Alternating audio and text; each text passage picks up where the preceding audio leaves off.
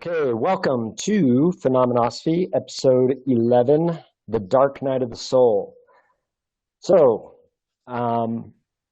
this episode, The Dark Night of the Soul, I wanted to do as kind of like a preface of what is coming as a society. And so first let me explain what the Dark Night of the Soul is.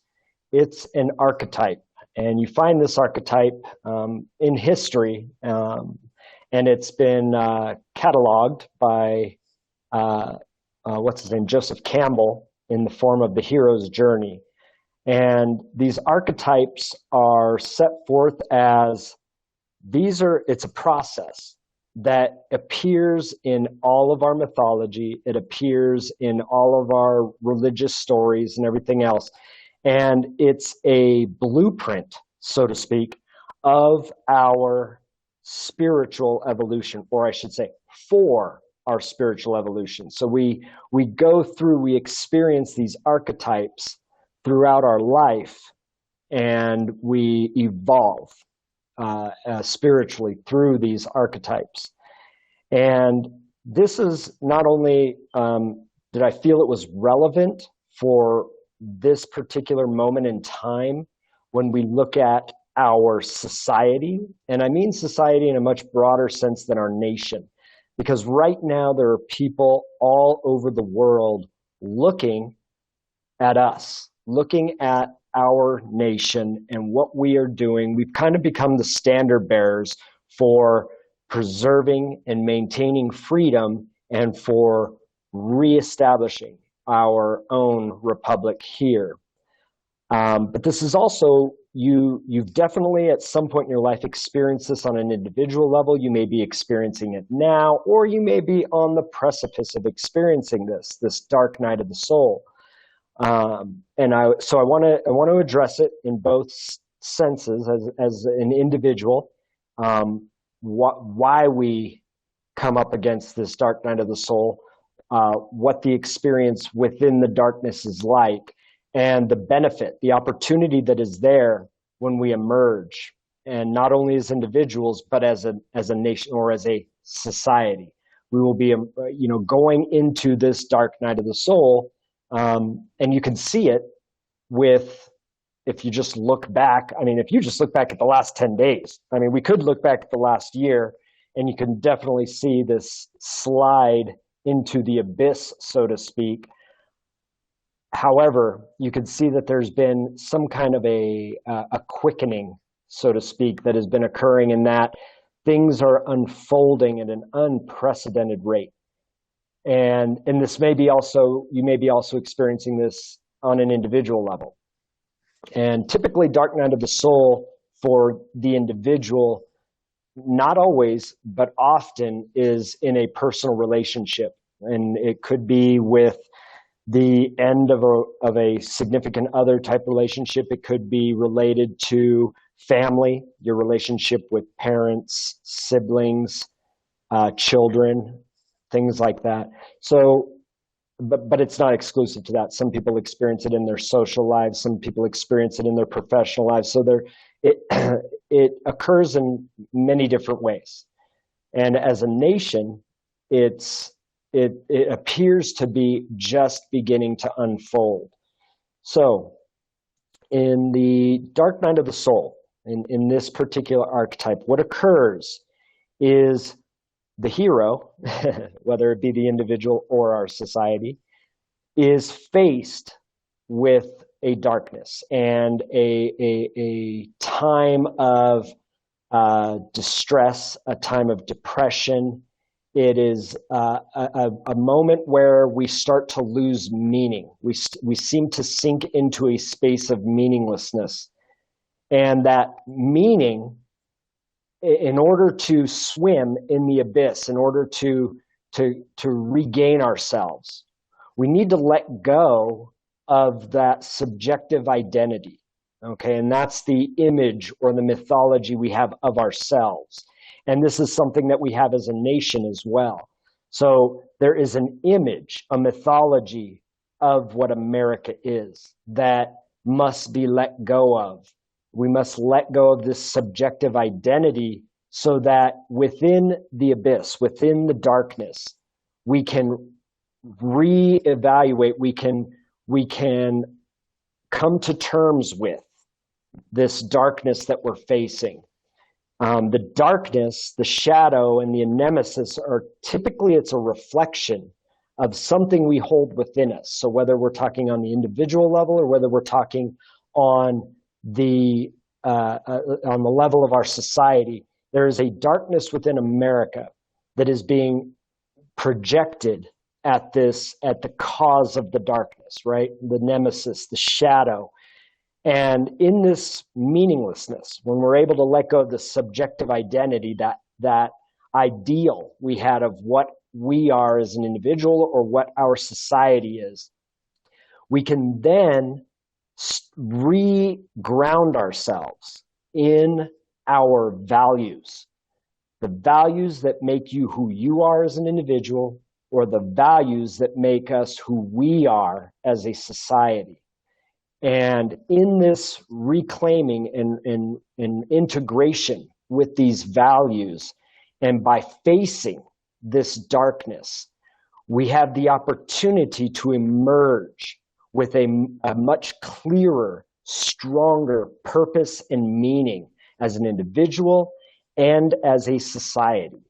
So this is the opportunity that is unfolding in front of us. And it is a necessary step in order to restore the Republic and restore America to its original ideals. We must face, as a society, this dark night of the soul.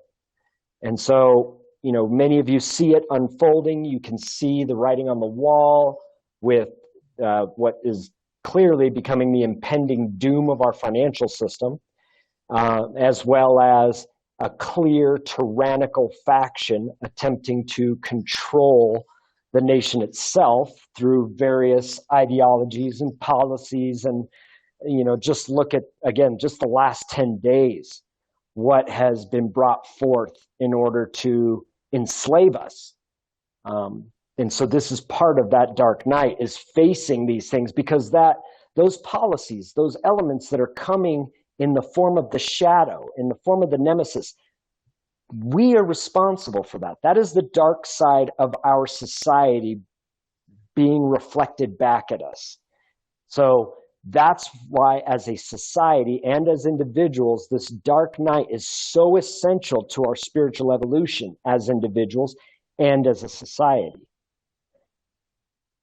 So with that, I'd like to open up the conversation from a standpoint of your own experiences with, just any questions you have about what's happening in the world, any experiences you're having within the world with regards to this, whether on the individual level, the dark night of the soul, or whether the experience you're having of our society or your local community facing this dark night of the soul. Gingy, you want to start us off? I'd love to. First off, what has happened in the last 10 days? You've mentioned that twice, and I'm curious to what you're referring to. The 40-something executive orders that have come out of the White House, and the financial attacks of the people upon the banking system, which I do find quite amusing.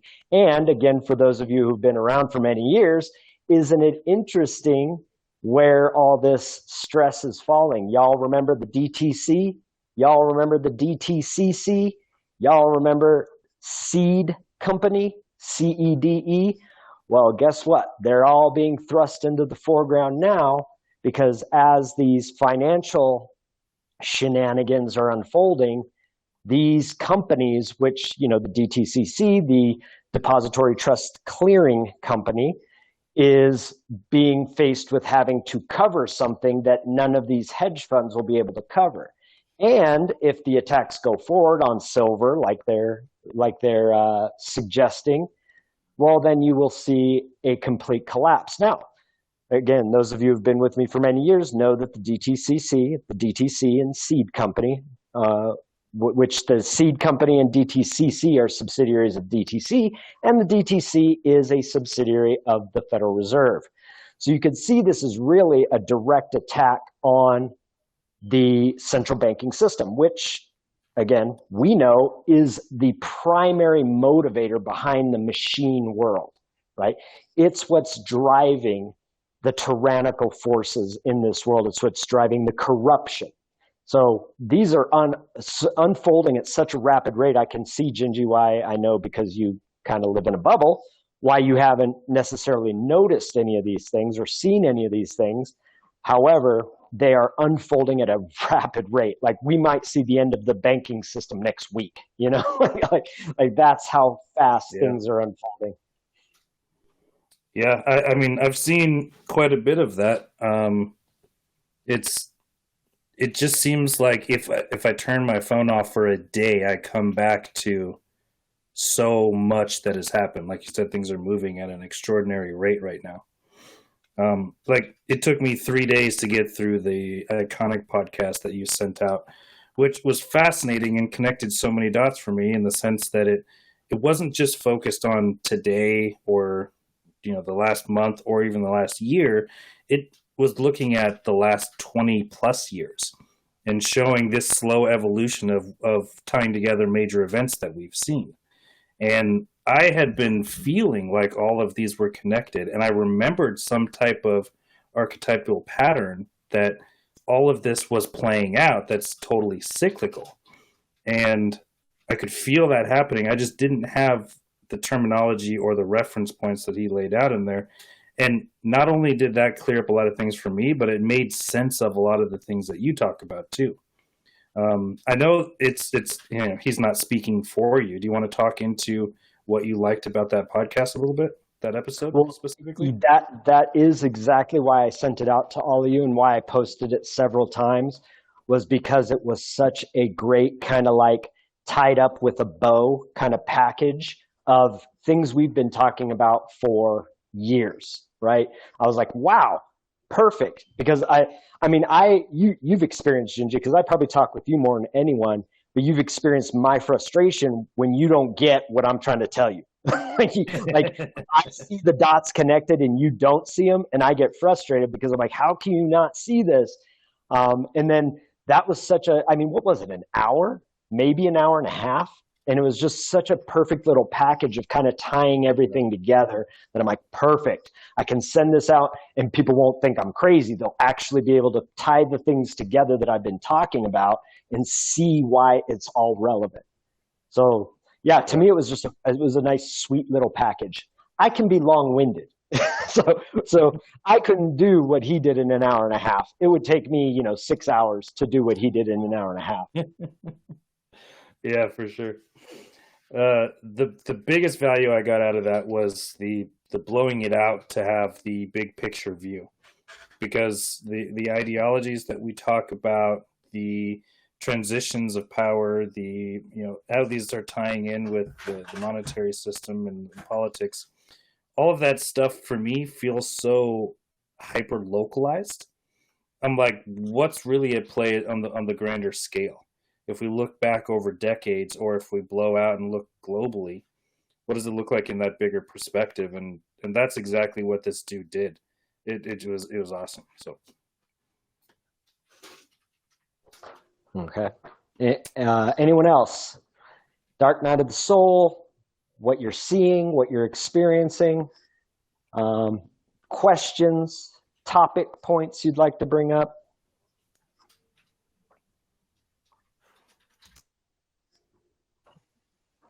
This is Ginger.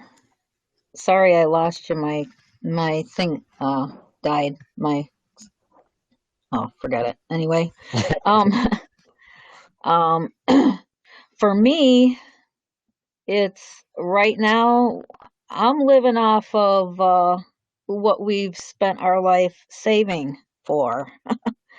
And that's what kind of scares the crap out of me, is what is going to happen with the monetary system, and what do I do?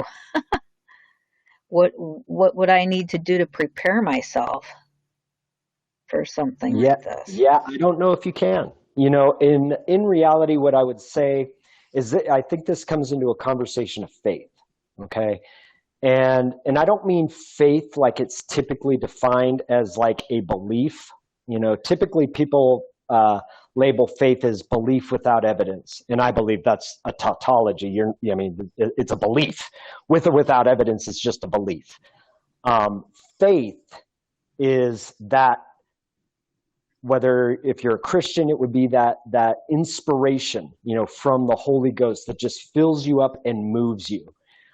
If you have some other spiritual belief system, it is that higher power, that greater existence that inspires you. It comes into you and moves you. Human beings are amazing. We are adaptable. We have an incredible ingenuity, and I don't know at this point, that there's any real preparation you can do. Other than maybe, having a couple weeks worth of food or something might be a good idea. But I don't see it as being necessary at what we're facing here, because the collapse of this, let's say the collapse of this monetary system, we know for years that there are other monetary systems ready to emerge, right? Asset-backed monetary systems. There's the digital currency systems that exist in the world. So there is already something out there that can quickly emerge and take its place. So if you're coming from a place of fear, I'd say get in touch with that higher sense of spirituality where you have that faith that will move you without knowing what's coming, right? So, because a belief is, you have a belief of what the outcome will be. So that's in my opinion, my assessment of faith, that's a lack of faith. Faith that, God's going to make this, that, and the other thing happen. That's a lack of faith, because it's a belief of an outcome, as opposed to allowing that to move in you and to keep you going, move you forward, knowing that you can overcome any obstacle. Faith has no predetermined outcome and needs no predetermined outcome to be believed, so to speak. So I would say that in that uncertainty, fill yourself up with your spiritual beliefs and your spiritual system, so that you open yourself up to that inspiration, which would involve letting go, right? You're entering that dark night of the soul. That's what you're experiencing. That's where the fear comes from. Face the fear. What beliefs about yourself that you're holding on to are causing that fear? Because it's in the dark night of the soul where we can let these beliefs go, where we can let our image of ourselves or our image and expectations of our society, we can just completely let them go, be free of them, and emerge with a clear meaning and purpose.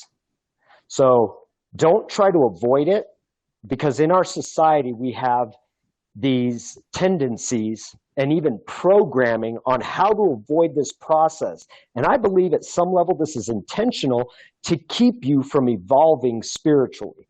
So for instance, we have alcohol, right? We have escape mechanisms, right? We have prescription drugs, which actually prevent people from going into the dark night of the soul.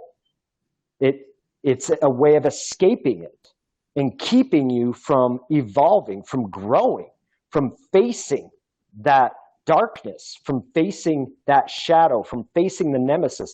It prevents you from actually growing and evolving. So I don't know if there's anything you can do to prepare, but there may be something you could do on a spiritual level where you face that fear, come to terms with it, and rediscover yourself, rediscover you, without the limited beliefs you have about yourself that are having you experience fear at this moment. Can I add on to that, Branson? Absolutely. So without giving my life story, here for this discussion. Just a couple key points here. I was 18 years old the first time I moved overseas, and I think I've gone through many transition points in my life. The kids that I grew up with that I left back at home went through less transitional points in their lives. And what I mean by that is, living in the same home for so many years, in the same town, in the same job or career, in the same family and relationship.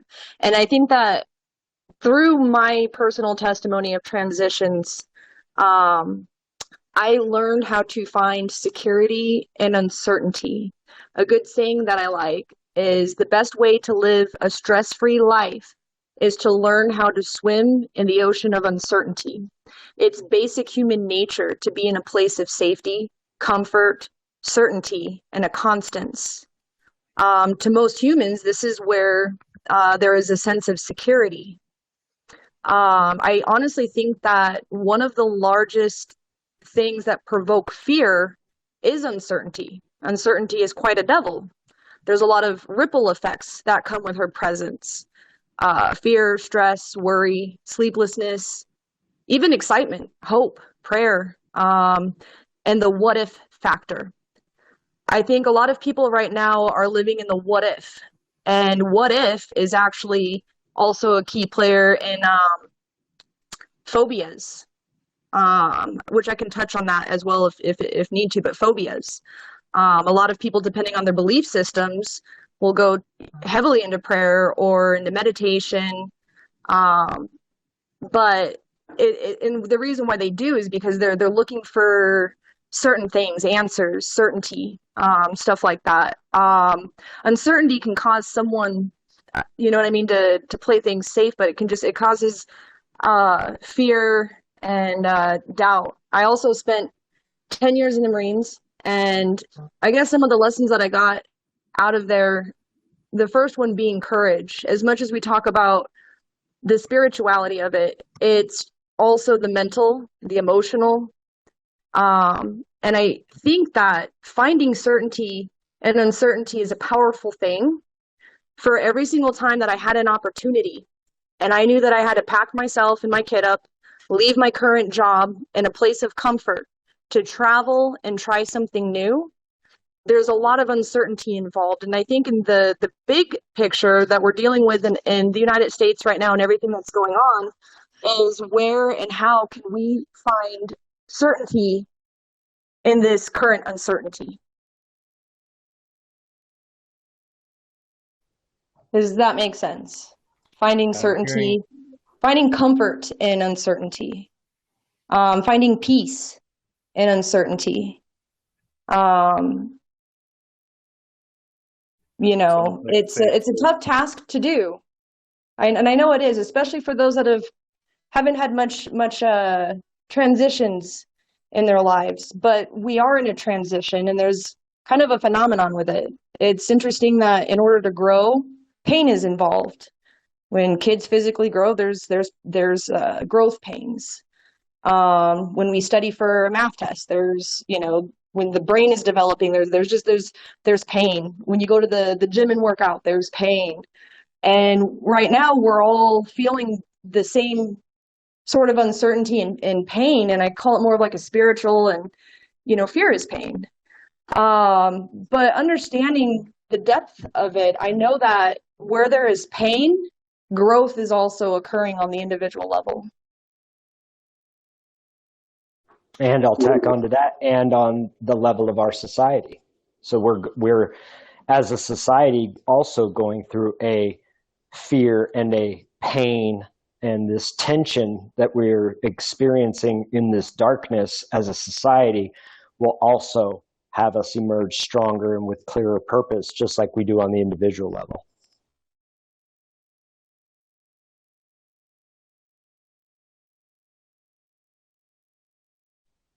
So Ginger, did any of that have any impact at all? Do you feel like we've addressed your concern?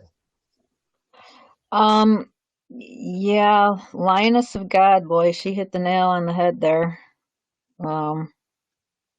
With the not having a whole lot of transition Right. for myself. And I'm just finding my place, like she said, I'm finding my place in a place of uncertainty and not knowing where that will lead. And I kind of, I don't know, how do I want to say? I'm in a comfortable place. And That comfort is being challenged right now.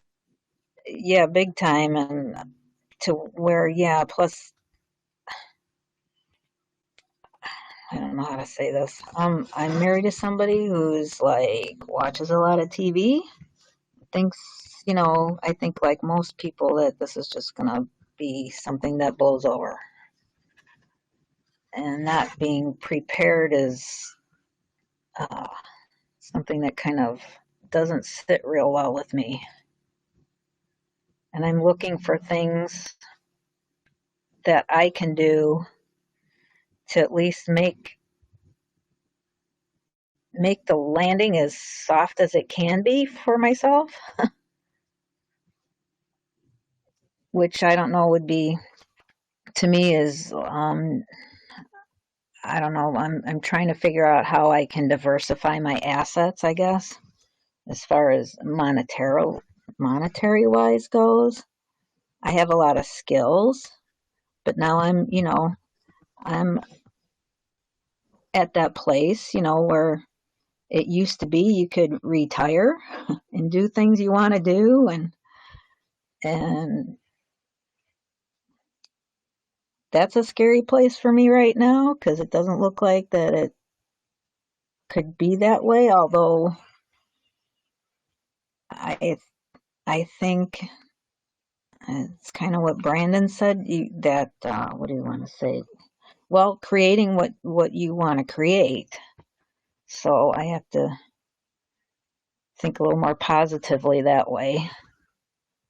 Yeah. And I mean, as far as, on the financial side, we've talked about in the past, always your best bet was heavy metals, or not heavy metals, but precious metals. Mm-hmm. So, like, I don't know how soon they're going to be attacking these silver shorts, but gold and silver are so immensely undervalued right now. Like, in reality, the market price of gold should probably be about $30,000 to $40,000 an ounce, and the market value of silver should be probably around $4,000 or $5,000 an ounce. So, go down to the local precious metals trader and buy some ingots of silver or gold or coins or whatever. If that'll make you feel more secure, because regardless of where fiat systems go or whether a asset-based system emerges, the precious metals will always hold value in those systems, in all financial systems. So if you want a sense of security on the financial side of things, get down there on Monday morning before these guys start going after the silver shorts. Yeah, I kind of saw that and I was like, oh darn. I'm dragging my feet on it. I've got somebody else that's been, you could say, blowing in my ear about doing that, and I've just been dragging my feet. So it's, yeah, something I need to do. So thank you for that. Because I also feel like that from one system to another is going to be a transition, and I feel like at least having something that I can transition, kind of start, create a bridge, I Right. guess, would is kind of what I'd like to do. So, plus I don't know, right now I really don't particularly care to live in the state of Illinois, but right now I'm sitting pretty good that way, where we've got some acreage and, a well and stuff like that. So, um, kind of set that way. No, that's Although good. that's the other part too, is the land thing. And if you don't have the currency to pay the taxes, then what do you do? So, Well, if there's a collapse of the financial system, there won't be any property tax collectors coming around anytime soon. okay. Well, you never know. I don't know if you know who our governor is, but he's pretty heavily tied with the people that control things. Oh yeah, yeah. I mean, you're not as bad off as California, in New York Oh, or Michigan. okay. There You are don't worse think so? Well, I'm not saying you're not like Florida. You're not sitting pretty like Florida or Texas, but it could be worse. Yeah. So, yeah, that's the other thing too, is getting out of Dodge and going somewhere else. Ginger, if I can just make a simple suggestion, and unfortunately I don't have, probably the greater answer at this time. I don't Mhm. think anybody really does. But I actually learned that the fear of uncertainty is actually a learned insecurity. It's not something that occurs at birth, right? And so Mhm. you have all these, what ifs and what should I do now? And I'm sure you have all the questions. But one positive thing that I've done in these types of situations, when put in them, is I actually write my questions down and use that to brainstorm and find answers, to find my own certainty, or, just plans like, okay, if this happens, I have that. Because there's probably great ideas that you have, or, can brainstorm or research online and find. But I know that sitting with the questions in what I like, Brands in the Night of Darkness, sitting with just the questions and not, it's good to write them down. I highly suggest it. It works for me. I write them down and then I weigh it out, and I also just write down potential options and ideas, and just brainstorming. I reach out for help and ideas, and you know what I mean? Get suggestions like, hey, this is my budget. This is where I'm at. This is where I'll be in the next couple of months if, ABC occurs. And I think that utilizing some time in the day to start developing plans for those what ifs and getting answers, developing your answers for uncertainty is it's very helpful, because you're generating answers. It's a very positive thing to do when we're uncertain about anything, especially when it comes to finances, career, home, and stuff like that. Because I don't know, I mean, I feel it when I know a transition is coming, or if I'm getting to a point where I'm either no longer happy in work, like, okay, I can't jump from one tree until I have another tree to latch onto. But a lot of people don't have that other tree to latch onto, and they're kind of just living off of what they've saved up for. Well, each day that passes where there's no positive action, because I mean, praying is great, positive affirmations are great, but I also know it takes positive action, and it starts with brainstorming, researching, conversing, and getting those positive things on paper as well, in concurrence with the what ifs and what will I do and should I do. So I don't know. I'm just putting it down out there as a suggestion to be the person that uh, I don't know how to explain it. Like, just help yourself find answers, and you already have the questions, but do the positive work that it takes to, I don't know, just help yourself find those answers instead of just sitting with the questions. I'm not saying that's what you're doing, but it's just a suggestion. No, I think that's really good. And yeah, it's a good suggestion actually to sit down with those questions and then figure out where I want to go from there, I guess. and you have a network. I mean, none of us really know each other, right? But there are times where I jump on here and I need a brainstorm or I need ideas, and you know what I mean? Other minds outside of my own mind. I know I cannot do everything by myself, and I know that I don't have all the greatest ideas in the world. So I reach out to people and, you know what I mean, get other ideas and opinions and things that I might never have thought of, you know?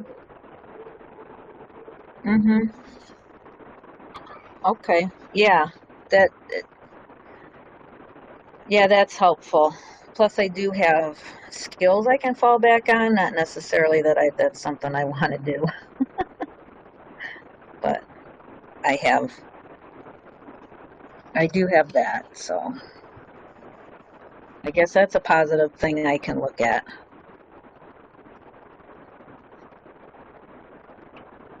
Yeah, so this is Suzanne, and I wanted to go back to Brandon, your comment about the graven image.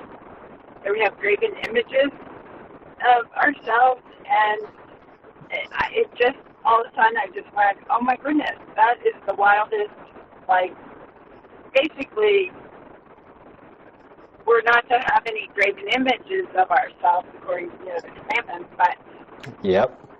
we engrave our nervous system basically graves a construct of false things from, basically it's the past being projected into the future saying this is what I am, and so it's letting go of that engraved image and choosing a different one. So to speak to, I didn't catch your name, but I know Ginger, because the other guy was saying, is I had heard also, like, well, one, speak life. So let's just say my husband, and I'm just going to put it in past tense, is the type, had been the type that wants to be a taxpayer and, basically wants to be a hurdle, a sheeple. And I'm just floored by that. But anyway, what I started to do is just speak how I would love for him to show up. So in speaking about that, it's like, well, he's open-minded. Okay, he's resourceful. He's exercising more, whatever. He loves me. Whatever it is that I want to, that life that I want to see to come in fruition, identify it, and then write it down from, like, as if you were talking about it or reading a story. So, and then I just, like, I had written a little thing about my husband, and, and then I just read it. And the same thing with, let's say, the space or we've been in transition for 2.5 years, everything's been in storage, and so it's like, okay, well, I have a home now. We've chosen where we are, and to basically start doing the preparation as if that is happening. So you were saying that you have a fixed income, you're going through it, you don't know how, like, you have things you can fall back onto. But instead of saying you're falling back onto it, just say, like, I'm excited or I'm inspired to, pull in whatever it is, my skills that I have. So you can just start changing those words about how you're talking to yourself and how you're describing your situation and other things so that everything is congruent with speaking life.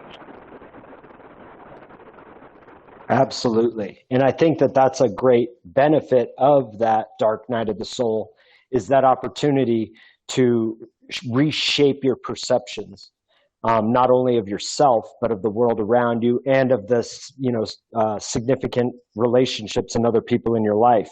So like your husband or anyone else, it's because when we go down into that darkness and we let go of what you just called the graven image, right? Thou shalt not make no graven image of anything on heaven or on earth.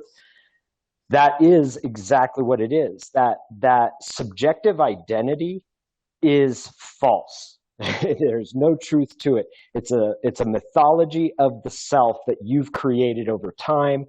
And when you are able to let go of it, then you're also able to let go of the beliefs that kind of surround it. And in forming a new perspective, you will be able to talk to yourself in the ways that you're describing, Suzanne, in that you will be able to have a new outlook on who you are and who your husband is and what is happening around you. And like you said, it may be like, for me, that's how I'm kind of looking at all this. I'm like, isn't this exciting? It's like the roller coaster's just about to begin. I'm sitting there just waiting for the first drop, for the first loop to loop. Like, this is awesome. Because I see what's possible coming out of it, going down as a society, as a culture, and going through this tension is where we grow and where we evolve as a society and as individuals. So thank you for that, Susanna. That was perfect. Anyone else?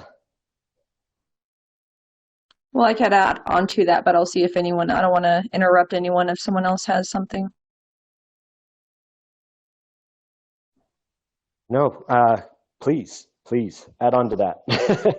Susanna, I love what you said, and I actually used an analogy in a book that I'm writing to picture yourself, your inner self, as somewhat of an animal kingdom.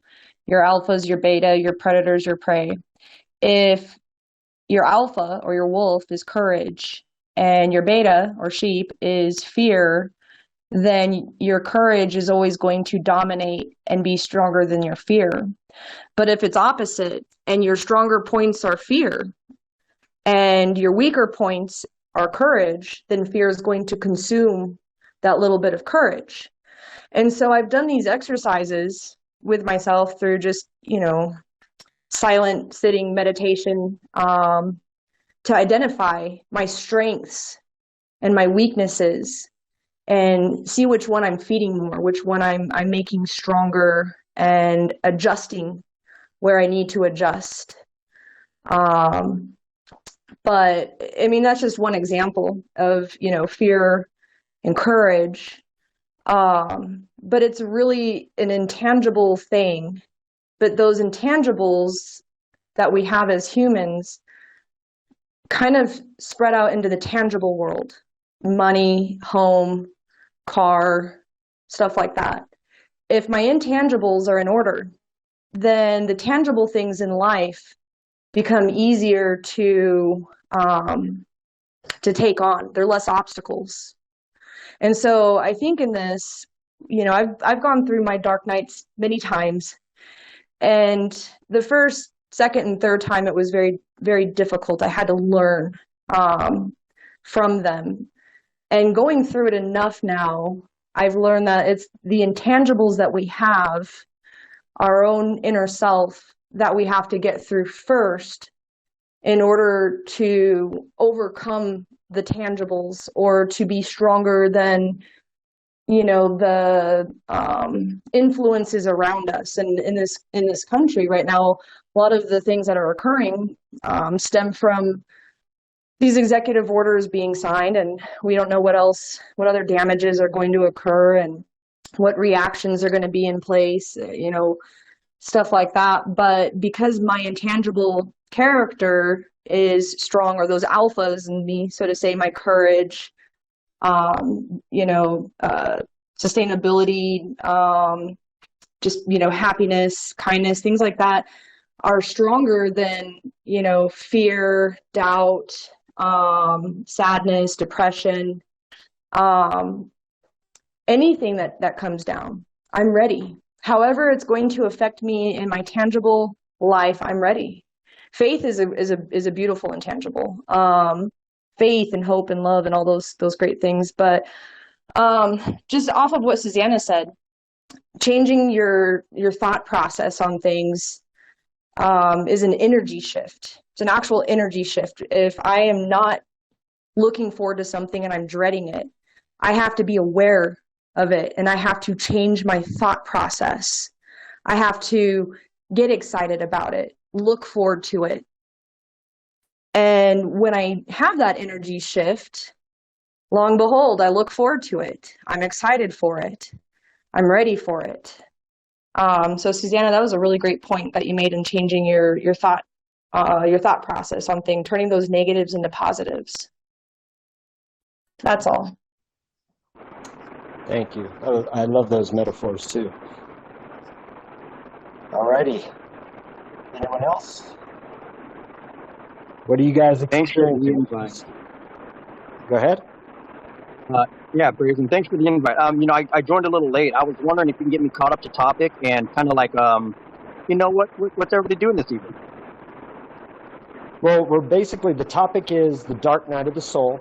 And the way I broke it down is that the dark night of the soul is this archetype that we as individuals go throughout our life, that is where we kind of lose meaning, where, when you've had a dark moment in your life, you've faced a death of someone close to you, or you faced the end of a relationship that, created a lot of pain around, or something like that, or maybe it was, being financially broken, or, not having a place to live, whatever it is. We face all these challenges that take us into this dark night of the soul. This is an archetype of spiritual evolution that we go through as individuals, and we're experiencing that right now as a society, that we are moving into this dark night of the soul for America. And the dark night of the soul is actually a very positive thing, because the tension created there, where we're able to let go of the image of what America is, or what we are as an individual, it falls away. And we re-ground ourselves in values. And when we emerge from this dark night, we have a much clearer, stronger sense of purpose and meaning. And so we do this as individuals, and we do this as a society. So right now, that's basically the topic, is that we're moving into this dark night of the soul as a society. And many are going through this on an individual level. Especially those who have lost jobs because of lockdowns, or whose businesses are suffering, or who've maybe had, issues with friends or family or anything else. So this is kind of an opportunity to kind of flesh it up, and to see, what about my false sense of identity that I can let go of, and those beliefs holding me back, re-grounding myself in values, so that when I emerge, or when we emerge as a society from this dark night, we will be have a new sense of purpose, a new sense of meaning, and be more connected to that spiritual side of ourselves and that true identity of who we are. Oh, yeah, this is going to be amazing. Summing it up, like if I could just chime in just for a second, I would Absolutely. say, my perspective on that topic, what kept kind of like pushing into my spirit was a blessing in disguise, right? To make it simple, it's blessings in disguise, because a lot of the times these blessings come in these various forms, and it's up to us to kind of like, have that agreement to the incident, and in the way that I am in us, that you were just saying, that true form, if we're going to accept this. This is a great topic. But yeah, I would say that, a lot of us are going through that, myself too included. I personally, we have, you nailed it. Everything that you were saying as far as the transitions and the things that we're experiencing, in this event, I think a lot of us are kind of going through, but a loss of business, 6 kids, schooling, the financial realm, the political realm. Yeah, there's a lot of uncertainties, like Linus was saying. And me personally, I'm right there with you guys. I'm floating. I've been through a lot of ups and downs, and I just find that, looking at it all like a blessing in disguise, like something's going to come out of it. Let's just keep pushing through. So I'm very here to to listen to what everybody's got to say. Thanks for inviting me. Oh, awesome. Yeah, thank you for being here. Brandon, I wanted to tell you too in the group that a couple of other things that you had said a long time ago in Mastery and Commerce back in 2013, you told us about the 100-mile walk, and you just said everything goes like, I can do each step with grace and ease, and you just like said that the whole time. Do you remember that? Yeah, I do. I actually, what's funny is I just told that story last night.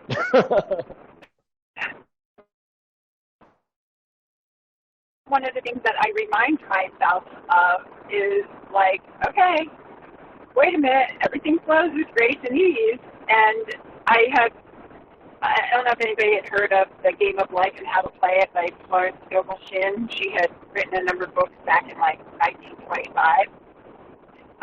But basically, when I feel like I'm struggling or things are hard or I'm expending all this energy, I go, wait a minute, grace and ease, life is a game. So then going back to that childhood, like the attitude of, the other thing that you had said a long time ago was it had to do with radiation exposure, and you made a comment along the lines of there isn't any man-made construct that nature can't correct right away, and you said that there's like some algae that would mitigate the radiation in a couple of days. And that got me thinking more about the dominion, and that we were given dominion over ourselves, and not over ourselves, yes, over ourselves, but over the land and the water and the sea and the animals, basically everything, and we're to be stewards. So I do health and wellness and energy medicine, and it also, somebody had said that infection, the reason why they call it an infection is because it's all coming from inside. So there isn't anything outside, basically, that is controlling my environment. It's always it's my internal perceptions and my internal traumas and programs and things that I'm running that are just emanating out of us. So with that, I like the virus, they're always indicators, they're not instigators, but like it doesn't have power over me. And neither does, really pollution and all these different things. So it's empowering to just remember that I am powerful, for one. I'm part of nature, which is completely abundant, and there's nothing Mother Nature and me, because I'm tied into that, can't handle. And then also just that I'm tapped into that all-knowing. And so that game aspect it's like a little, like I want to know that I'm supported, or I want an alternate currency, or we want to restore the republic. I want to do all these different things. And then the next thing I know, a friend, Brad Beck, sent me this link to this call, and then you're talking about restoring the republic, and you're talking about the currencies, and they're starting the trust structure again, and all this stuff. And it's like, how fun is that? Like, that the answers to my questions, if they don't pop right into my head, they pop up in my network in a really quick period of time. Right? And it's fun. Yeah, absolutely. And I love that you brought that word into the space here of stewardship, right? We are the stewards of our society's journey through this dark time. And I think that is just the perfect word, that we are not only stewards of the earth itself, but we are stewards of our society and moving it through this darkness together. Thank you for that, Susanna. Gingy, you're awfully quiet. I've tried to jump in a handful of times.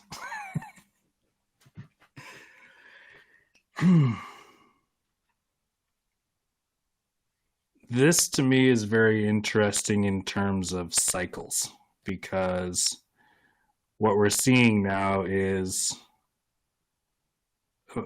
like I was saying earlier, kind of hyper-localized perspective on this grand scheme of things. And I'm really curious to look at the opportunities that are going to be showing up for us in the near future and the outcomes of all of this stuff. It may seem scary now and in the moment, and if I choose to trust and be in a space of trust and live through this transition in that state, then whatever comes out at the other end will be perfect as it is. And that's something that I've struggled with myself for quite a while, is being able to have that be my default, to choose trust, to take a step back and to acknowledge that I don't have control over all of the events that are going on, and every individual is just as powerful and I almost said intentional, but some of them are not as intentional. But they're definitely, they have their own autonomy, as does everybody. And to me, that's the space of trust, that everybody is coming from the space they're coming from, and everybody is working towards what they're working towards. And the culmination of all of these events, that's what I'm fascinated by, where these things end up. And not like there's some destination we get to and dust our hands off and that's, oh, we made it. But noticing the transition into a new transition and looking at where this transition is leading us. Noticing all the stuff that's going on now and where that's leading and how that piece fits into a bigger transition or into a bigger perspective. And in the space of trust, I know that it's not all doom and gloom and scary, and it doesn't even have to be scary. I can choose that trust aspect and be excited if I choose to about what's coming instead of terrified. Have humility as well. Humility is huge. Absolutely.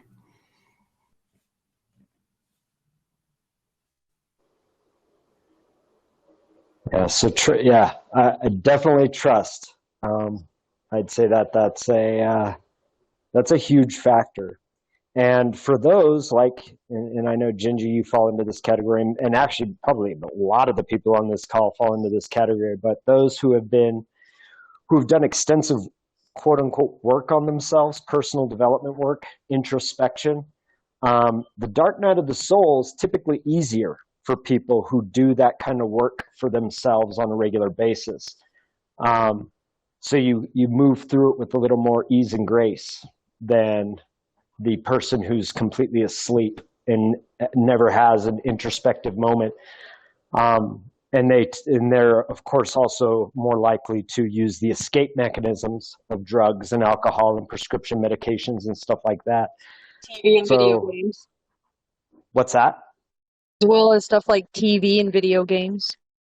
Right. Yeah. Even TV, video games, those are all escape. Yeah. It's all escape mechanisms. Absolutely. I love TV and video games.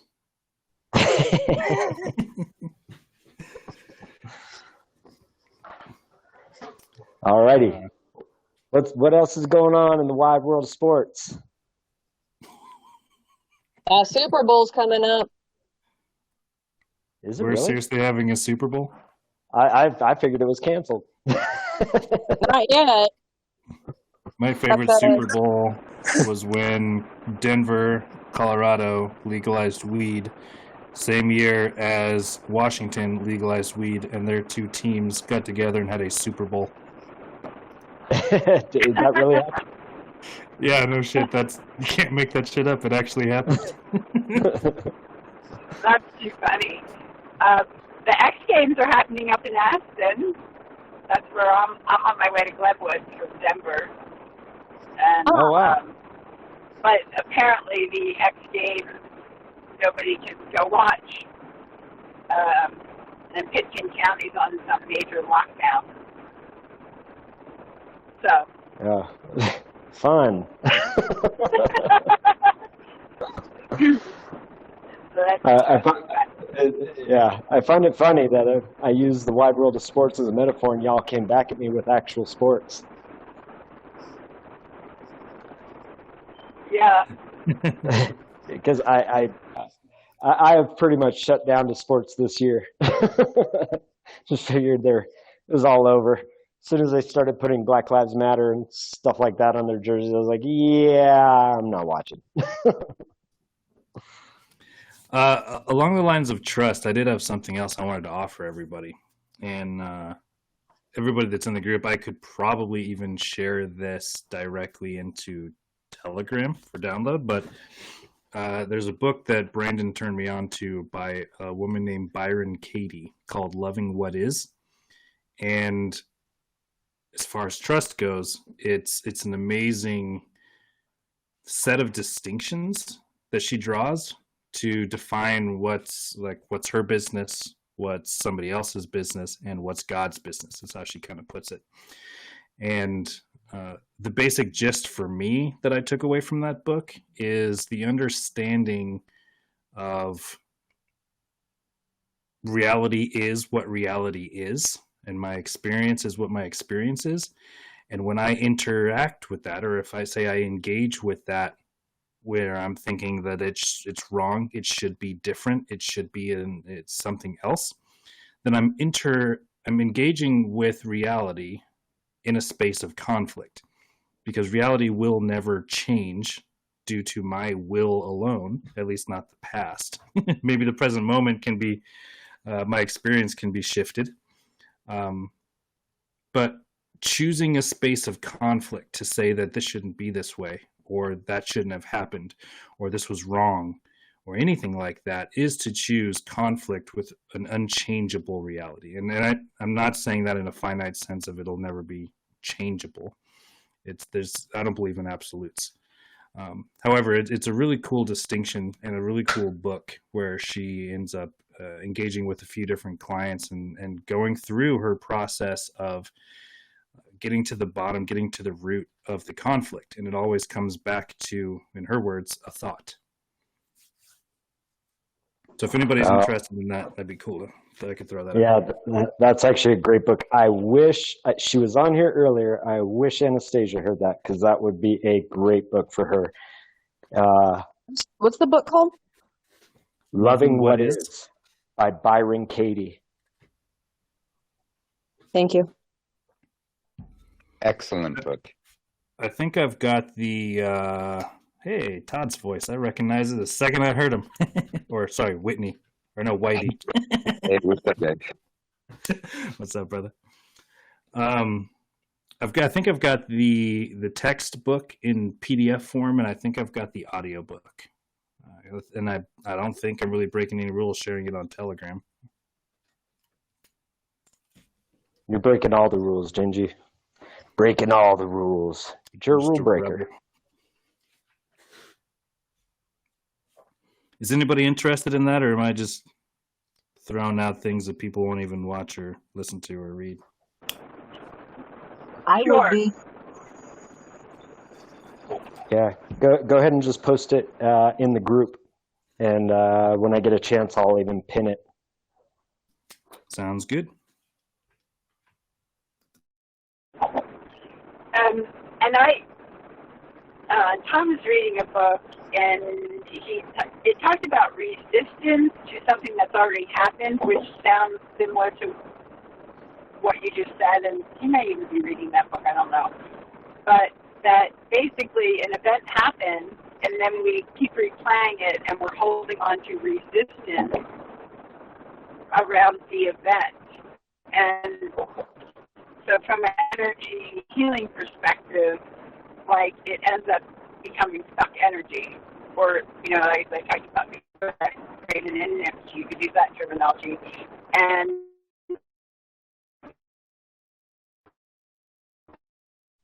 we lost you, Susanna. You might need to reconnect, because your connection is coming through really bad. So you might want to just close out the app and then rejoin the group because your audio is really shady and not coming through too clear. Keep in mind, she's driving up and over the pass from Denver to Glenwood Springs. Oh, yeah. And there's little chance, I guess, it'll get any better. All right. Okay. Anyone else? What do you guys got? What's going on? Or Gingy, you got anything else? Anybody else, feel free to interrupt me. But I don't really have a whole lot else along the lines of this topic. Wanting to stay up to date with things that have been going on. The GameStop thing is fascinating to me. I was just, after you mentioned them, I've been reading through the executive orders while we've been on the call. Those are a grip of them over the last 5 days. Yeah, I just, like every time I get on with this group, I feel like I'm playing catch up. So not a whole lot of cutting edge stuff to throw at you. Okay. All righty. Anyone else? I have a question with that GameStop stuff. If there's people that are like have been involved with that, is it better for them to just kind of sit and hold on things, or if they're able to get out, can they? Or yeah, no, they'll have no problem selling at this point. It depends on what their intention was in getting in. You know, a lot of the people who got in, their intention was to screw the financial system, so they're holding, because the longer they hold and these short sales expire, these options, because the options have an expiration date. So as these options expire, they're really causing the collapse of these financial institutions, and they're actually directly affecting the DTC, the DTCC, and by proxy, the Federal Reserve. I could speak into that a little bit because I don't know how many people really understand what shorting the market or shorting a stock means, but there's another company that buys stocks or that is holding stocks, and somebody will take a loan out. I'm going to borrow 500 shares from this organization. They go onto the market because they think its price is going to drop, and they sell them for whatever the market value is. First you got to make that clear that they borrow it at an already set price. No. They borrow the stocks. Right, they borrow it, but it's pegged at a certain price. Like they borrow it at 20, and they're betting that it's going to go down to 10, and then they got to buy it at 10 and sell it and give it back to the people they borrowed it from. That's how short option not exactly works. They borrow the stocks from somebody, and they sell them at whatever the market price is, in the hopes that when the market drops, they can buy those stocks back and repay their debt in stocks, not in dollars, and keep the difference. It's not necessarily betting against somebody else if it's going to go up or down. Well, so what these people have done... You are actually betting that it's going to go down because nobody wants it to go up in that scenario. Right.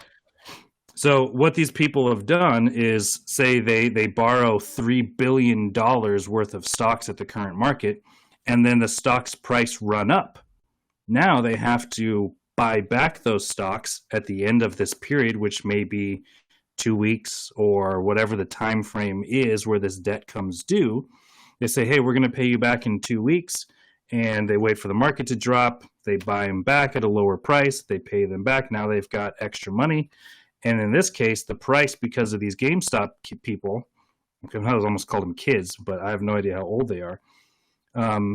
They basically noticed how overextended these short positions were and said, hey, if we make the market go up right now, we're going to completely F over the people that are holding billions of dollars in shorts.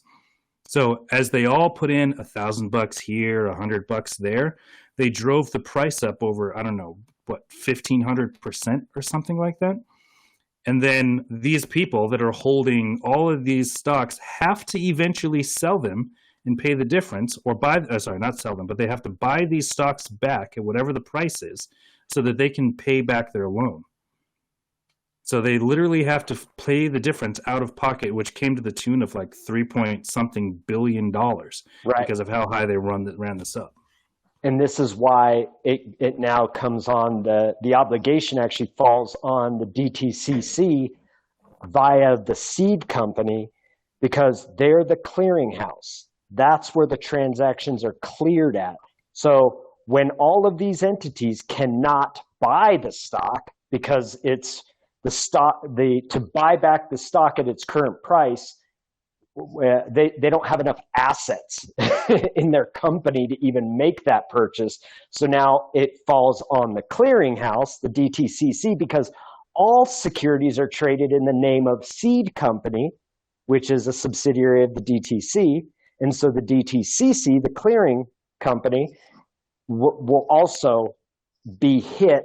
And again, that's a direct asset of the Federal Reserve. So this is actually hitting the Federal Reserve directly. That's awesome. I didn't realize how far down the chain this ripple went, but it doesn't surprise me. It's not like 3 whatever billion dollars is a small chunk of change. That doesn't lose jobs. That loses companies. That loses organizations, the highest level. Yeah. They're looking to cause quite a ripple. And if they go, so there's some people like my sister's boyfriend we were talking to today. He's like, oh, I even bought some GameStop. I wanted to get on it. I just wanted to stick it to the man. And I was like, what'd you buy? Like a half a share or one share or what? And he's like, oh no, I bought like 3 shares. He spent over $1,000 just to do it. I was like, what are you gonna do? He's like, I don't care. Just hold it, I guess. Like he did not care at all about making money. And the more of these people that hold on to their shares, the more that they keep that stock level up. And once that debt comes due and these people have to buy their shares back, it's going to bump the price up even more when they have to purchase $3 billion plus worth of, plus 1,500% or whatever, if they even do that. But a lot of these people are not in it to make money or anything else. They're literally just saying, let's all put in a certain amount of money and just hold it. Because then the price doesn't drop. If nobody's selling, the price doesn't drop. Yeah, it's interesting.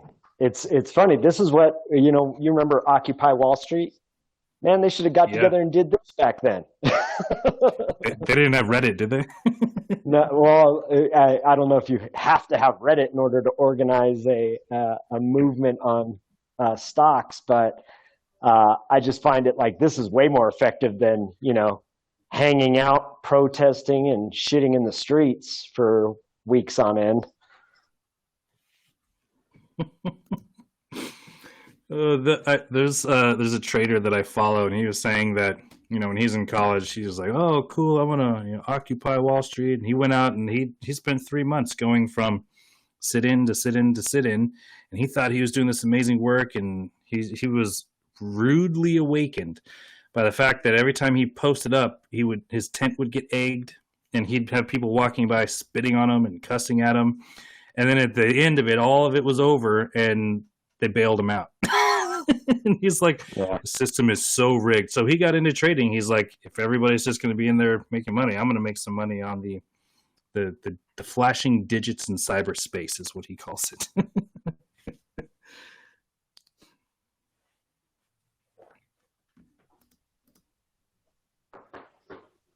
Alrighty. What else we got? Is that it? Y'all ready for the dark night? It's Michael here. I am wondering more. You mentioned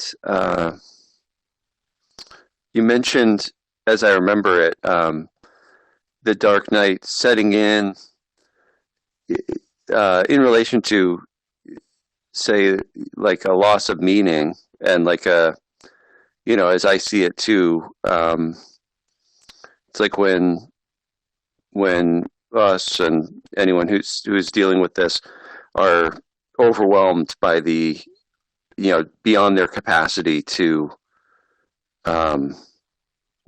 respond, and then it sort of the response from a psyche or from an individual is, and this is somewhat from experience, you realize like you can't care about things that you want to care about in that moment. It's like you sort of get stretched out so many different directions that it's like, wait a minute, what's really important? What's really what I can try to, manifest around and actualize and protect and take care of, and not be, beaten down over and over again.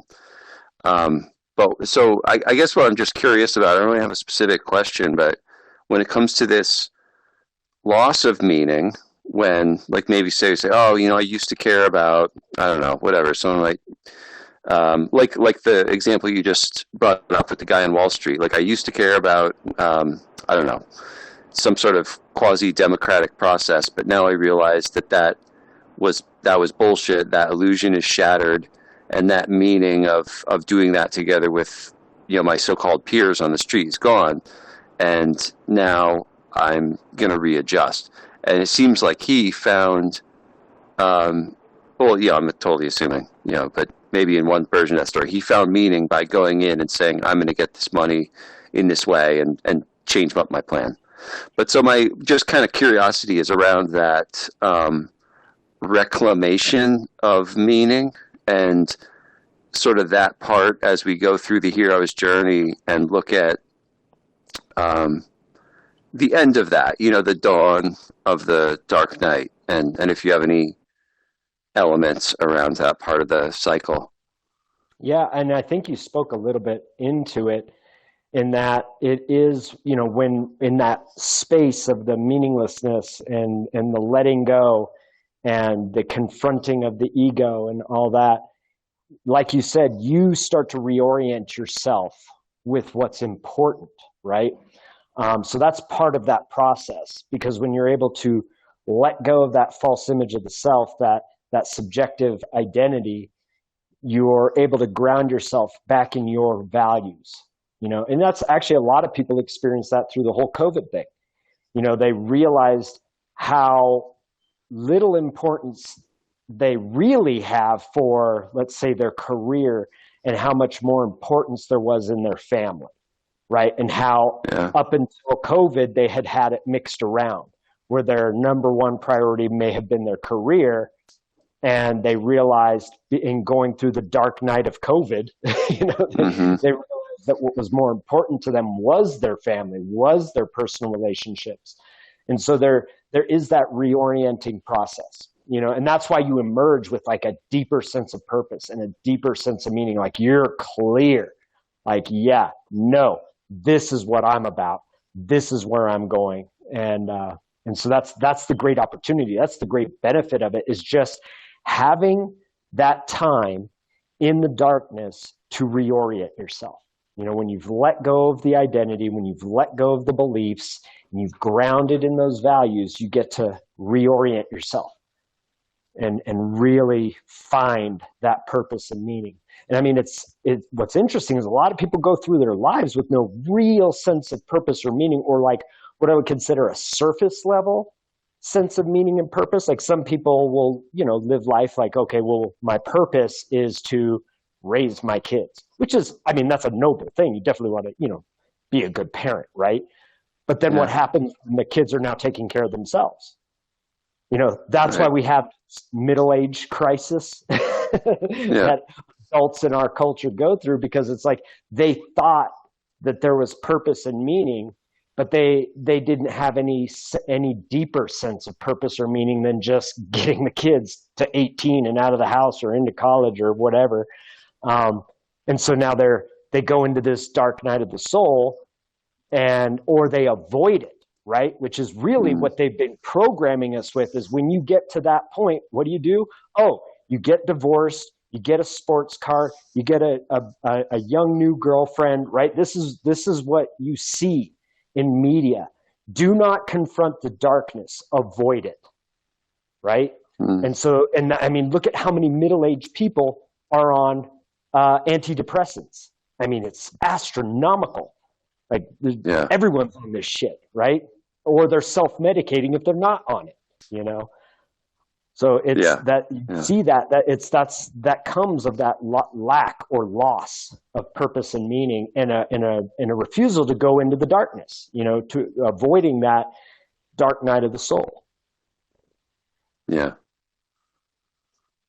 Yeah. Yeah, it is. It is wild. And I mean, it makes sense, it's a scary thing to face this stuff, but we were, yeah, I mean, it's wild. It's funny with just bringing up how many people are taking, prescription drugs and stuff like that. And I visited the screen printer, and they said something, are you an artist or whatever? And I forget how it came up, but I realized that I feel like today, like being on drugs is more socially acceptable than being an artist. Like at this point, being someone who's like, oh yeah, I'm an artist. I challenge perceptions. I try to live outside of social norms, or so and so, is even more rare. Everybody's it's so widely accepted, I feel like, to be like I said, just on loads of drugs, and and or medicating with booze and whatever else. It's interesting that our society, because I guess growing up and just kind of hear, it's obviously don't do drugs and try to keep it together, and I feel like a lot of that has just really gone out the window in the last like 20 years. It's like, I guess it's part of it really reminds me of, I guess, directly post 9/11 and stuff, where suddenly it was like you could tell the waves of fear that was going through people. And I feel like, this is just my limited perception, but it seemed like the amount of psychiatric help that people were needing, and that they were only getting through regular medication, or if you can call it, I guess I'll be fair, but is profound. And when they say, I mean, when I hear the numbers, I usually can't even believe it, as far as you said, antidepressants, let alone the health, heart pressure regulators or whatever, all that type of stuff. But so it's pretty wild realizing that as we interact with people on our daily lives, that maybe the majority of people were actually dealing with somewhat medicated. Everybody's on coffee or something. So it's like, anyway, it's kind of tangential, but like this thing of just facing our emotions and facing our raw self is so rarely seen, when it's like all that it really requires is just sitting with yourself for a day. And that's like you said, it took the lockdown and all this stuff for people to even, like some of the guys I know who are like contractors who just go 7 days a week for like 40 years and stuff. And it's like, take it easy, take a break for a day and just kind of see what happens. And so there was really amazing moments, I'm sure, for most people, at least in America. I don't know what it's like around the world, but to face that kind of isolation, solitude, slowing down for people who are like super social and always hitting the scene and stuff and going out and learning how to cook. Even it's amazing all the things that came up for people. Yeah. A lot of growth happened for a lot of people, and at the same time, a lot of avoidance. How many people made it through the dark night of COVID by medicating, right, or avoiding in some other way. One of my favorite lines by one of my favorite artists is, "Do you call yourself a patient or a junkie? The only thing that separates is who takes your money." That's good. Yeah. I want to speak into that a little bit. Do you want to go? I don't know who Lioness of God is, but I think you were just trying to. That was Suzanne. I mean, it's Suzanne. I was just going to say that, it's a total double standard, because it's like all this keep your kids off of drugs, but the average, like even vaccination schedule now is 70 it's like 75 vaccinations for kids. Jesus Christ. I mean, it's huge. And the other thing is, like, the minute that pain, that avoidance of pain, everything's about avoiding pain. And so it's like, let's avoid pain by not talking about it. Let's avoid pain by putting you on antidepressants. Let's avoid pain by giving you all these painkillers. Let's self-medicate, all this stuff. And that's the coolest thing is that when you be with the pain and you just love it in that moment and you recognize that was a past event or it's a projection into the future, then it becomes no thing. There's no more resistance. There's no more energy charge to it, and it's just done, you know? So that's all I was going to say. I wanted to speak into what I would call my darkest of dark nights of the soul, because I believe there's a common misunderstanding that numbing yourself and avoiding your pain through alcohol or drugs is the easier path, and it's not. No, At least in my right. experience. You could drag it out over 20, 30 years. Yep. It's like a way to kind of not even suspend it, but to actually choose into it and stay with it for longer. Like the first thing I thought was like, I'm living in Denver. I like weed. Let me just smoke some weed and I'll forget about it. Nope. If anybody here has ever messed with marijuana, THC or CBD, you realize that by consuming those products, you actually feel things at a much more intense level. That's why you like to eat food when you're high and you like to listen to music when you're high, because it's all just heightened. It goes the same in the other side. I would smoke a little bit of weed, and no, I wouldn't just forget about things and be like, oh, I'm all happy now. Nope. I would be twice as deep into my emotions. And then I'm the opposite. You aren't? Yeah, because it almost kind of helps me work harder and work more efficiently. But does it have you not feeling the emotions that you're in? Does it numb you effectively? I mean, not really, but at the same time, kinda. Yeah. For some stuff, like when I was really going through it, it didn't do anything but make it worse. But if I like had a bad day at work and I smoked a little bit of weed, it was like vacation from real life. It was a way to kind of tune out, right? There has been times where I've had headaches and I've indulged into it, and it's made my headaches worse. That's for sure. Yeah. So when that didn't work for me, I tried alcohol, and I would even drink myself to the point where I was like blackout drunk, and all that did is have me remember nothing of what just happened and wake right back up in the same spot I was trying to get away from. And it just like rinse and repeat trying to get away from something. It was like there was nowhere to run away from because it wasn't out there. It wasn't something I could get away from.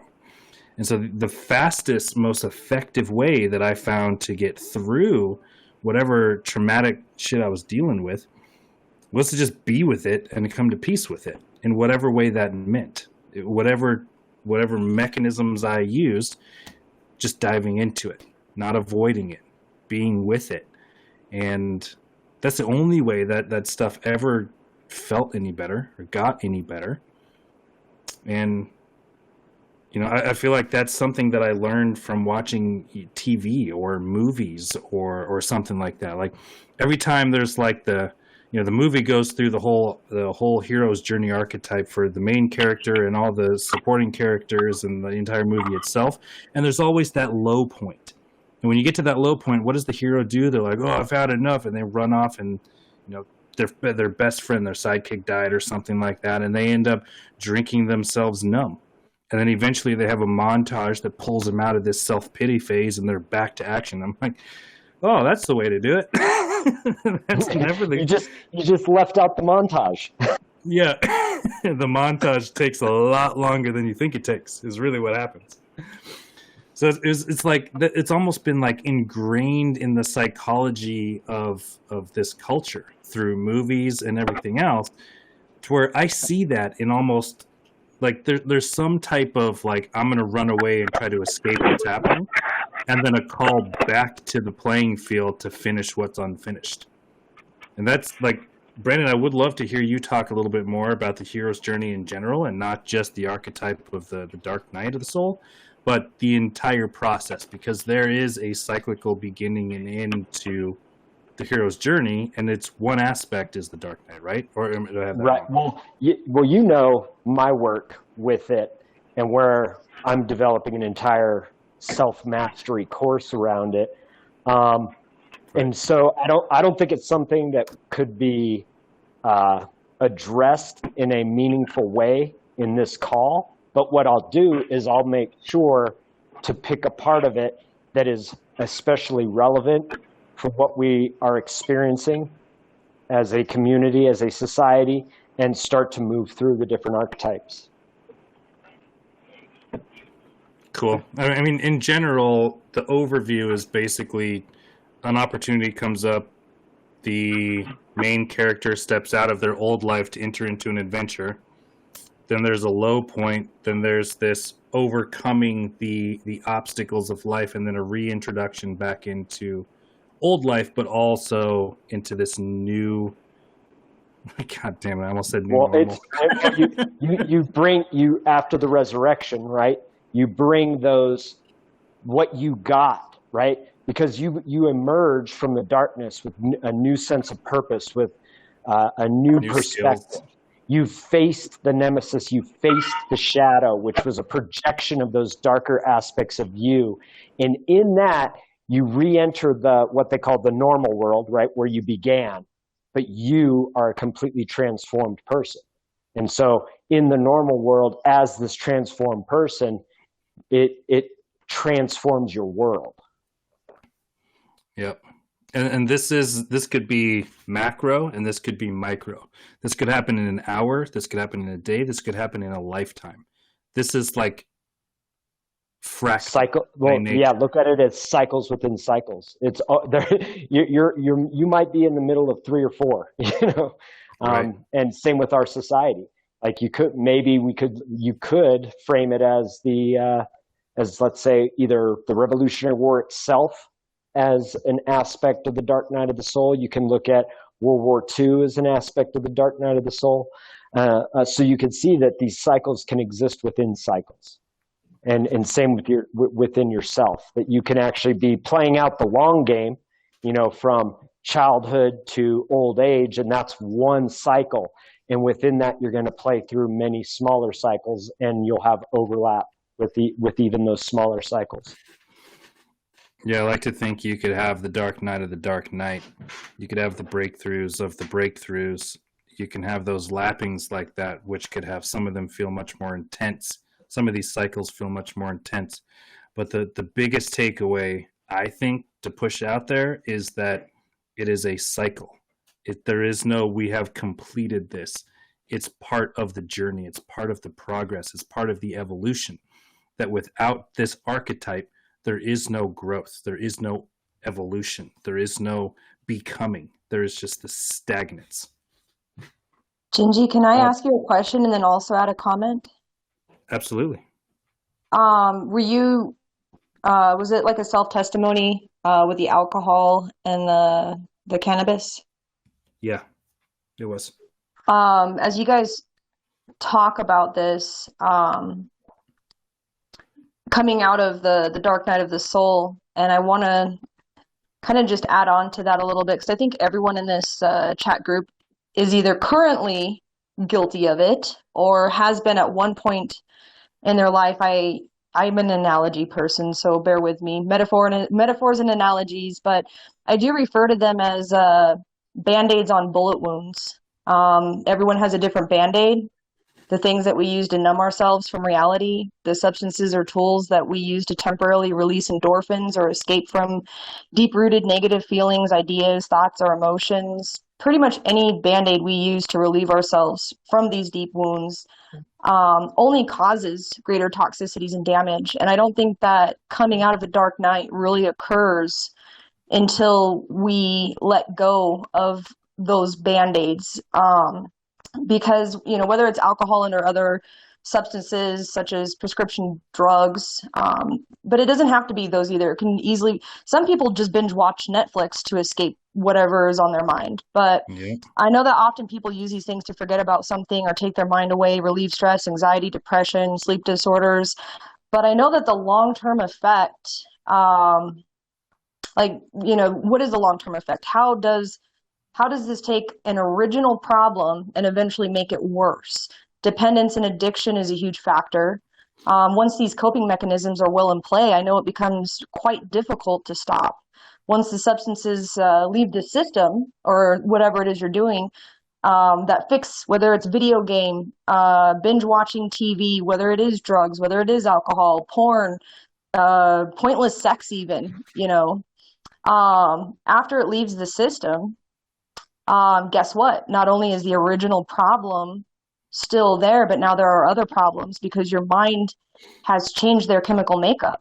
It becomes a belief system. And I'm not like a neurologist by any means, but I do know that the microscopic belief system is now under the impression these substances are absolutely necessary and required to feel relaxed, happy, or satisfied.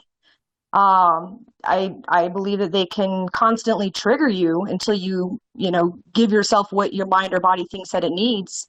Without it, your mind or body undergoes withdrawals. And I mean, I guess, huh?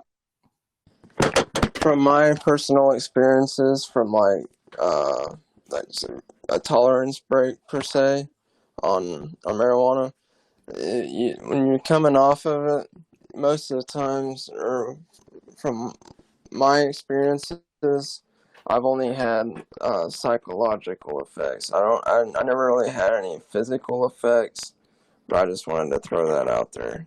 It's not that bad, but at the same time, it can be kind of strange because you can get some weird dreams and shit like that. Well, I use that Yeah. as an example too, because I went through, in my 20s, I went through 3 years of constant drinking. I never was an alcoholic, never had the disease of alcoholism, but I definitely abused alcohol for 3 years. And it was after my divorce. I went into this darkness, and instead of facing how it was affecting me and really trying to heal that wound, I numbed it, and I numbed it for 3 years.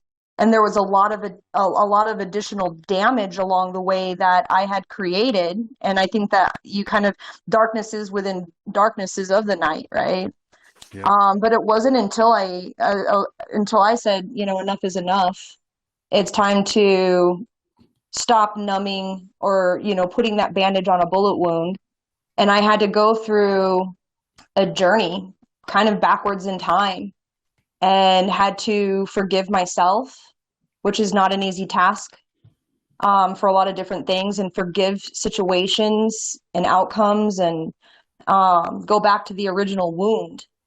And after going back to that original wound and finding peace with it, it was only at that point that I got out of that particular dark night of my soul, was to stop numbing, to stop putting those Band-Aids on that original bullet wound. Had I not done that for 3 years, who really knows, but I wouldn't have created more damage that was unnecessary. Maybe. I had a And best maybe, friend. and maybe it would have been the exact same. There's no telling in how the events of the past, if they were changed, how the outcomes would have been. But I will say that there are two different things I think that people can deal with in this type of scenario, as far as numbing goes and facing some level of dependency. And one is the physical addiction that can happen. And then two, there's the like mental habituation of whatever it is. So like trigger, somebody said my ex's name, and my response, which is just the habit, is to go get a tub of ice cream and sit in front of the TV. It's not that TV is necessarily something that's creating physical addiction that when I stop, I have withdrawal symptoms. But it's very easy to not know what to do or to feel dependent on that and be stuck in the pattern and the habits of using that as a crutch. Like every time I feel emotion, every time I feel happy, every time I something, the addiction comes on those two levels. And I personally believe that addiction, physical addiction, and even habituation to a certain extent, it's coming from a deeper place than just like a physical chemical reaction. I think just basically based off of the studies done with ibogaine, where people have been able to reconnect themselves with spirit through this process and come out the other end being totally free of like meth addiction, heroin addiction, the no joke addictions.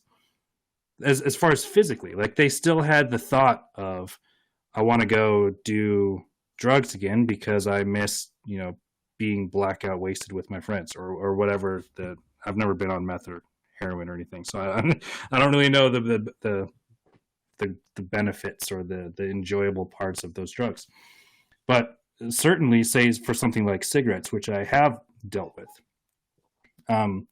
the physical addiction part, when I would stop smoking, I would get shakes, I would not feel hungry, might even get sick to my stomach, I might get a headache. All of those things are the physical withdrawal symptoms, which I found out if I did like a water fast or a master cleanse or something would completely disappear within 3 days or a week or something. So the chemical dependency of my body was completely gone in a matter of days. But what lasted for up to probably 3 years or so was I get into my car and I close the door and all of a sudden I'm craving a cigarette. Or I just eat a big fat carby meal and I sit down on the couch and I'm thinking, I want a cigarette now. It's like those triggers, they stayed habitually in my mind for years. And it wasn't until I came to peace with nicotine, basically, when I chose forgiveness of myself and of others and of tobacco or whatever else it was, that I was able to reconnect even spiritually to fill the void that I was trying to fill with nicotine. And all of a sudden, I'm in a position in my life where I can go smoke an entire pack of cigarettes right now if I wanted to and have no dependency issues afterwards. I mean, and alcohol is something totally different. I've never had an issue with it, but I could drink it every single day for years and then stop cold turkey and never have a withdrawal symptom. Alcohol and I have an entirely different relationship. So it's whatever that crutch is that people can become dependent on, that you're looking at the habitual, the mental, the pattern side of it, and then you're also looking at the body adjusting to the chemicals that they're used to having inside the system. It's not like nicotine does anything in the blood that your body needs, but it can be completely dependent and say I need this, where'd it go? I'm going to have to go through this flu-like symptoms in order to transition. Is any of that making sense or supporting what you're saying? 100%.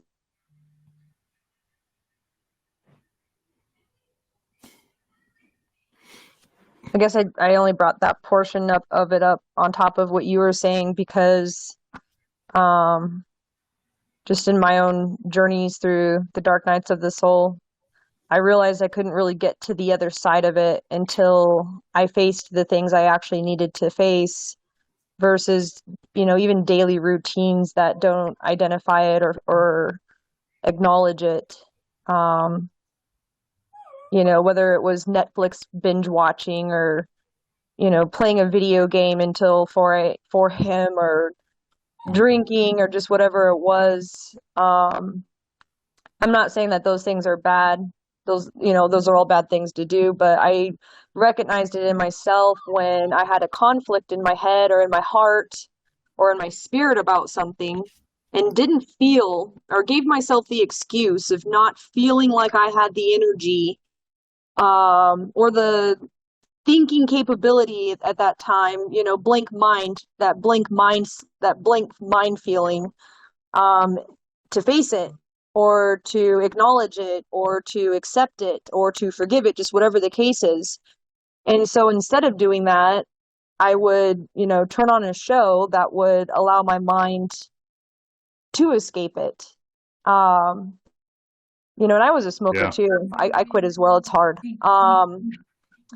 I think I'm still in what year 3 years was, where every once in a while I still think about it. But I think I bring it up because I know that there's probably something that the majority of everyone in this room is facing, whether it's lacking self-purpose, pride of belonging somewhere, maybe in the workplace, a toxic relationship, or a relationship that's gone downhill, just all the various issues and problems, and everything that's happening with our government and with COVID and the world at the time too doesn't make it easier. Kids are out of school, people lost jobs, the world is changing, and it doesn't feel like a positive change with all the negative energy and news that's out there. And I also do believe that energy is contagious.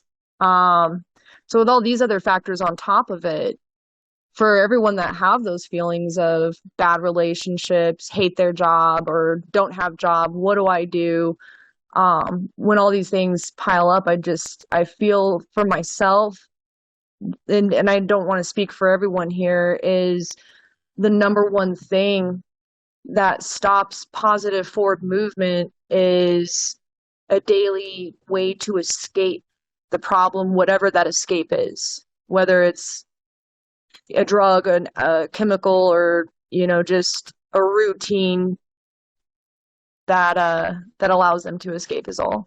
And I don't think that we can actually face the issue and get out of the darkness until we allow ourselves to pinpoint and recognize ourselves completely on, hey, what am I doing every day to not face a certain situation or a feeling,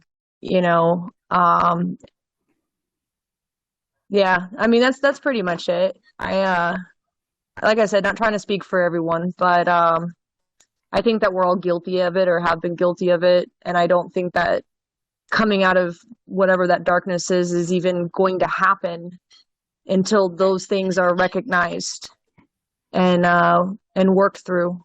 Yeah. And that's part of the archetype.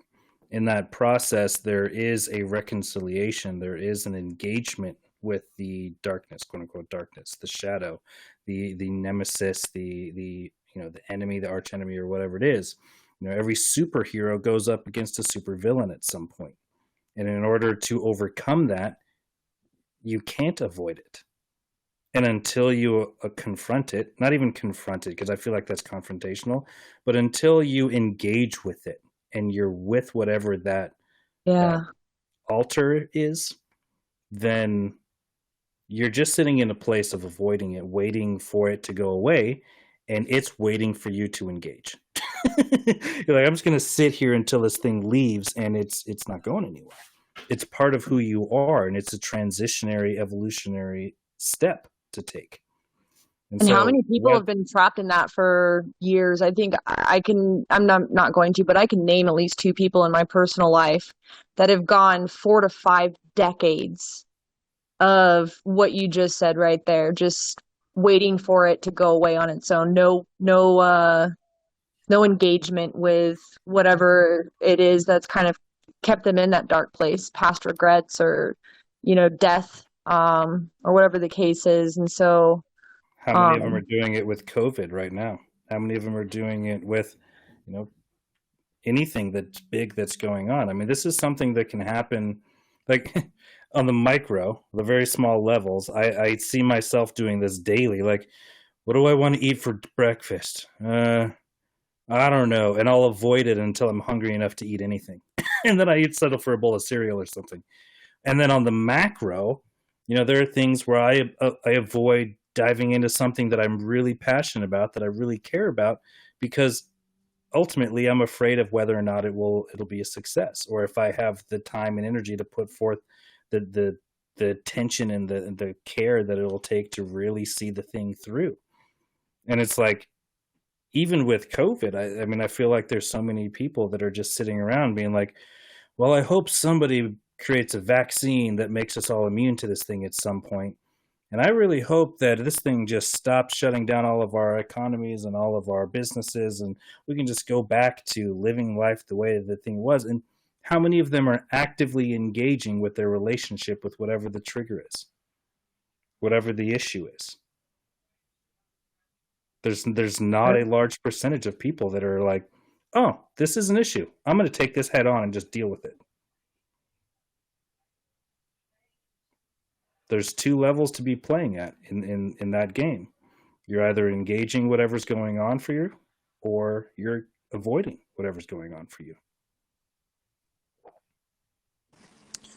Take this for example. I do semi work for semis, and I work mobile, so I go out to the customer to diagnose and fix their problems.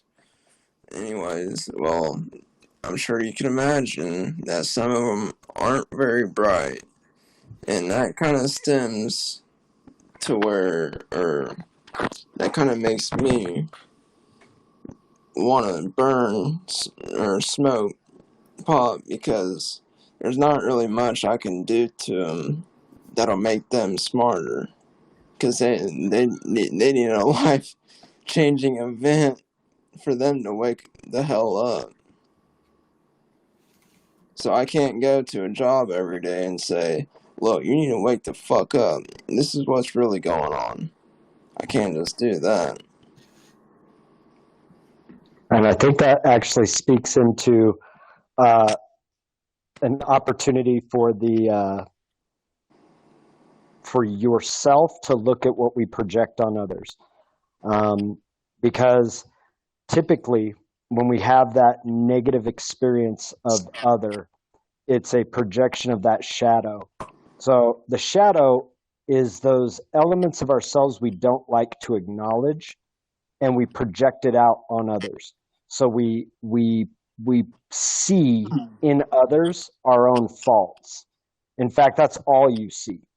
Now, it may be, it's typically like the nemesis in the hero's journey is an exaggeration of those faults so that you see it, right? Because that fault may be such a small part of who you are and so subtle that you never see it.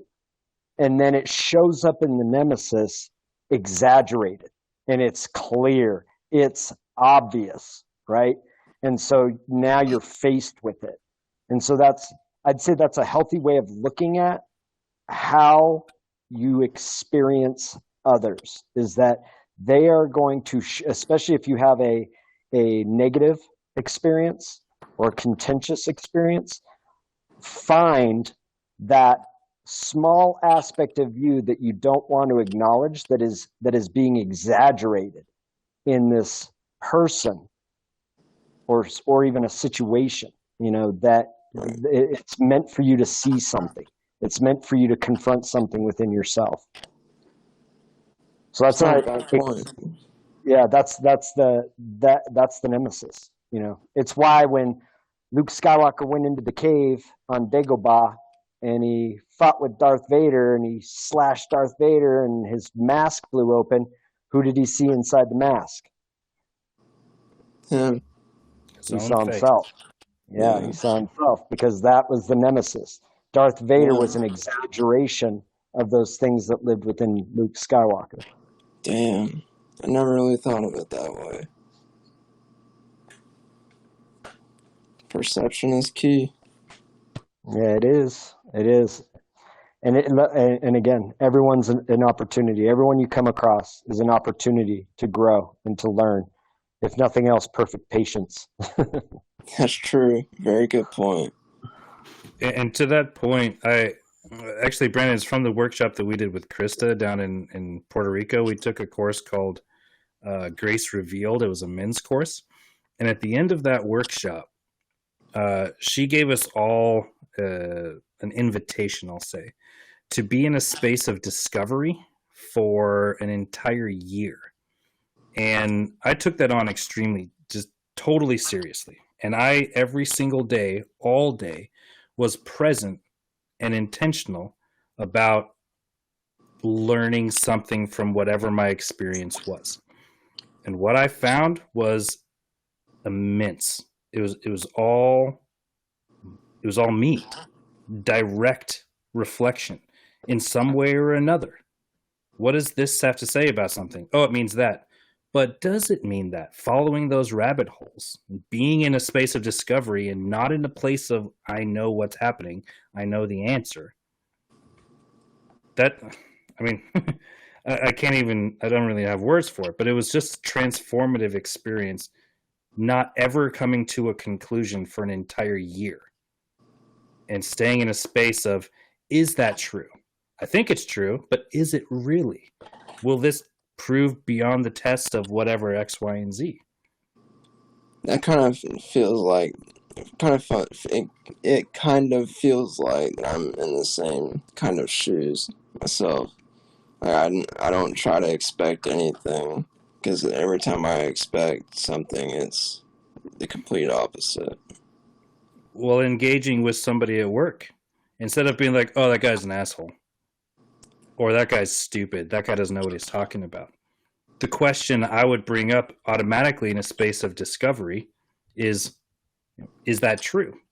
Is there anything else that could explain this situation? And I say, oh, yeah, he's just tired. And tired people are jerks. Okay, cool. Is that true? Let me really investigate that. Is that the belief that I want to live my life by today? Very good point as well. If you come to an answer, you've closed off all other possibilities to whatever ways you could explain the event, your experience that's going on. If you're in a space of discovery, you have open and available to you all possibilities infinitely.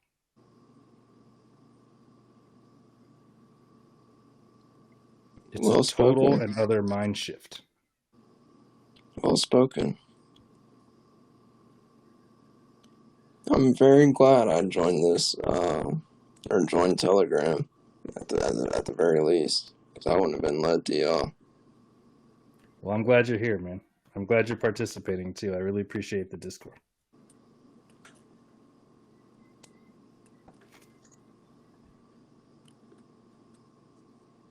Alrighty. Are we at completion? Is there anyone else who has anything else they'd like to contribute to the conversation? Questions, topics, points Sorry I of had to view? cut out. Oh, no problem. I had to take a phone call. Alrighty. Anything? Anyone? Are we complete? When's this chat gonna be on your website? I'm sorry. I'll have it up by tomorrow. Oh, okay, cool.